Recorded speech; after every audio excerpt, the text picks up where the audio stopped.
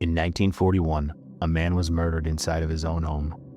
No one ever entered, and no one ever left. A 73-year-old man named Philip Peters lived alone in his house in Denver while his wife recovered from a broken hip in the hospital. That fall, strange things started happening in the house. Food went missing from the refrigerator, so little that he could never be sure if anything was actually gone. There were sounds at night that he chalked up to an old house settling.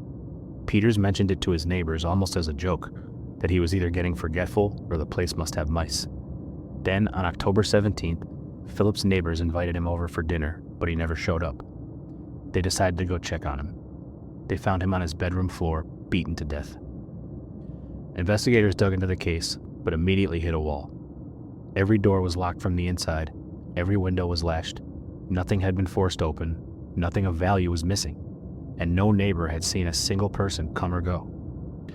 Detectives searched that house top to bottom, but came away with nothing.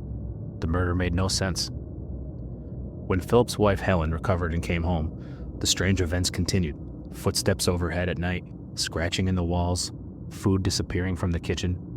Her housekeeper also heard it and eventually quit, saying the house was haunted. Not long after, Helen gave up and moved out. But the Peters' empty house wasn't really empty. Neighbors reported hearing movement inside, and more than once, someone swore they saw a shape pass behind an upstairs window of a home that had been locked and dark for months. In July of 1942, 9 months after the murder, 2 detectives went back to the house when they heard footsteps above them on the second floor. They ran upstairs and saw a pair of legs disappearing through a hatch in a closet ceiling, an opening barely 16 inches wide. They dragged the man back down. He was pale, filthy, and thin as a rail. 59-year-old Theodore Coneys was an old acquaintance who had come by a year earlier to beg Philip for money. He found the door unlocked and nobody home, and discovered that hatch in the closet.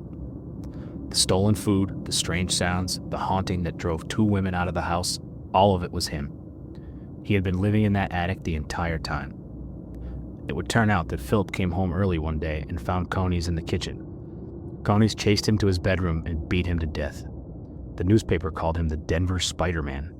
What's hard to believe is that early in the investigation, detectives had looked at that 16-inch hatch and decided no grown man could possibly fit through it. What they didn't know is that directly above them sat the man responsible for Philip Peters' death.